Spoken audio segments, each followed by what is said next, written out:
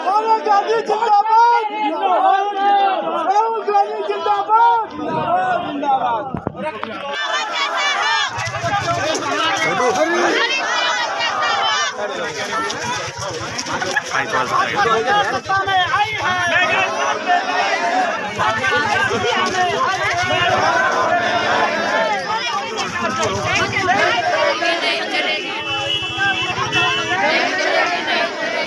केंद्र कैसा हो, केंद्र कैसा हो, हरीश रावत जिंदाबाद। आज तेल को देख करके भी डर लगने लग गया है। जो गरीब का सहारा होता था कि भाई एक छौंका लगाएंगे कैसे भी होगा, तो मालदार के घर में भी वही खुशबू आती थी और गरीब के घर में भी वही छौंके की खुशबू आती थी। आज गरीब के जितना कर सकते हो कर लो। ये बरसात हमारे उत्तराखंड के लिए बड़ी भारी पड़ने वाली है, क्योंकि खनन प्रेमी मुख्यमंत्री ने जगह जगह पूरी नदियाँ खोल डाली है। इन्होंने घोषणाओं की भी मजाक बना करके रखी है, धरातल में कहीं उतरने वाले नहीं है। और जो संजीदा अधिकारी हैं तो वो सब छुट्टी जा रहे हैं, इसलिए जा रहे हैं वो जानते हैं कि जो हमसे गलत घोषणाएं करवाई जा रही हैं, जो अगली सरकार आएगी वो जवाब तलब करेगी, कहेगी वो पैसा कहाँ था, लाओ बताओ हमको, विधान बताओ, तब हम क्या जवाब देंगे। तो जितने संजीदा अधिकारी हैं वो सब छुट्टी पे जा रहे, वो शासनादेश निकाल नहीं रहे। और मुख्यमंत्री जो है खाली मुख्यमंत्री पद की मजाक कहा था कि ठीक है रोग कम करिए, मगर एकदम से सेटिंग न करिए। वो कोरोना एक वास्तविकता है, एक डर है। या मुझे बताइए, आज हालत ये है कि जिस जो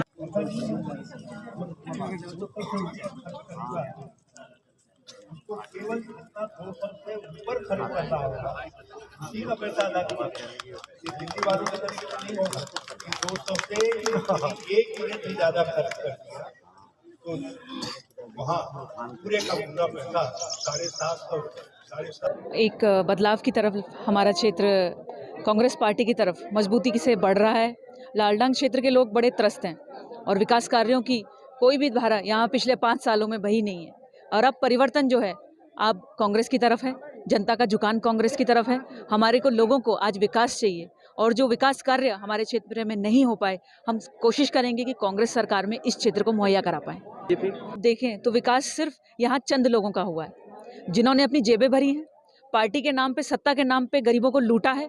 कोई भी पब्लिक पॉलिसी, जन सुविधा की जो सरकारी नीतियां हैं हमारे क्षेत्र में नहीं पहुंचती हैं और हमारे लोगों का शोषण हो रहा है। सिर्फ वोट की राजनीति के लिए आज मेरी जनता को इस्तेमाल किया जा रहा है, परंतु छोटे छोटी चीज़ें, शौचालय, आवास, पेंशन, अपने राशन, इसके लिए भी ये जनता त्रस्त है। तो मैं सवाल करना चाहूँगी बीजेपी से कि आपने 10 साल राज किया, हमारे लोगों को क्या सुविधा दी, और ये अब हम संकल्प लेते हैं कि एक परिवर्तन की तरफ, एक विकास की तरफ हम अपने क्षेत्र को लेके जाएंगे। जन जन तक सारी नीतियां कांग्रेस सरकार के माध्यम से अपने लोगों को दिलाएंगे, इस क्षेत्र का विकास करेंगे।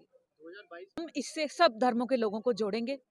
हम इसको एक संकल्प की तरह लेते हैं कि अब कांग्रेस सरकार लालडांग को आने वाले 2022 चुनाव के बाद एकदम बदलने का काम करेगी, विकास का काम करेगी, रोजगार का काम करेगी और सरकारी नीतियां जो आज हमारे लोगों को नहीं मिल पा रही हैं, घर घर तक मुहैया कराएंगे लोग। मुझे लगता है एक बहुत बड़ी सफलता हमें लालडांग से ही मिलेगी। लालडांग से ही कांग्रेस पार्टी कमजोर रहती है और इस बार हम लालडांग से ही इतनी मजबूती करके देंगे कि 6000 नहीं 10,000 हम यहाँ से ऊपर चलेंगे। बात बता दूं कि लालडांग में आज तक कांग्रेस का विधायक उत्तराखंड बनने के बाद हमने नहीं देखा है। तो आज ये संकल्प हम ले रहे हैं कि एक बार कांग्रेस को हम मौका दें, हम यहाँ से कांग्रेस का विधायक जिताएं और इस क्षेत्र में तब सवाल करें कि कांग्रेस ने क्या किया है।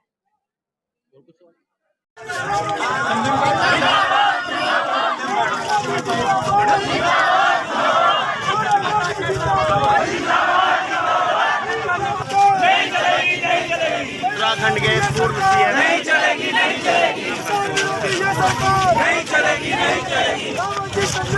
आज ये जो पदयात्रा है बढ़ती महंगाई के विरोध और बेतहाशा जो बेरोजगारी आज हमारे राज्य में पसर गई है, हमारे युवतियां जो हैं योग्यता होने के बावजूद उनके हाथों में काम नहीं है, उसके विरोध में ये पदयात्रा आज लालढांग से होते हुए हम मीठी बेरी तक आए हैं।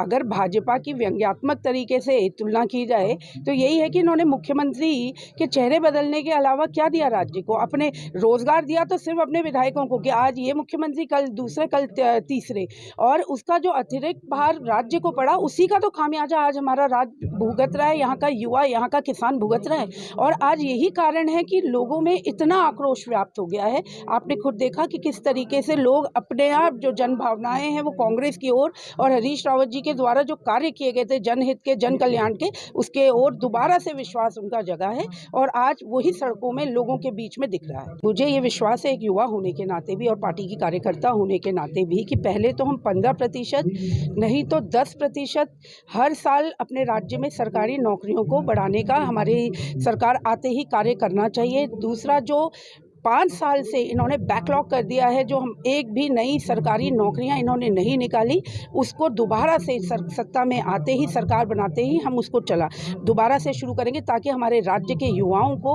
नौकरी मिल सके। और जैसा कि कांग्रेस ने घोषणा भी की है कि जब तक हम हमारे यहाँ के राज्य के होनहार युवाओं युवतियों को रोज़गार नहीं दे देते तब तक उनको बेरोज़गारी भत्ता भी दिया जाएगा ताकि वह किसी पर डिपेंड ना हो। अपने फॉर्म भरने के लिए, अपनी शिक्षा के लिए वो किसी पर ज़्यादा अगर हायर एजुकेशन लेना चाहते हैं, अपने पेन कॉपी का किसी भी तरीके का खर्चा उनको किसी पर भार ना लगे, ये करेंगे। और स्वरोजगार की भी व्यवस्था हम करेंगे जिसमें हमारी जो बहनें हैं, ख़ास तौर पे मेरा ये अनुरोध रहेगा हमारी कांग्रेस सरकार बनते ही कि जो हमारी बहनें हैं, क्योंकि गाँव-गाँव में हम जाते हैं, बहनें काम करना चाहती हैं, स्वरोजगार गाँव में लाएँ।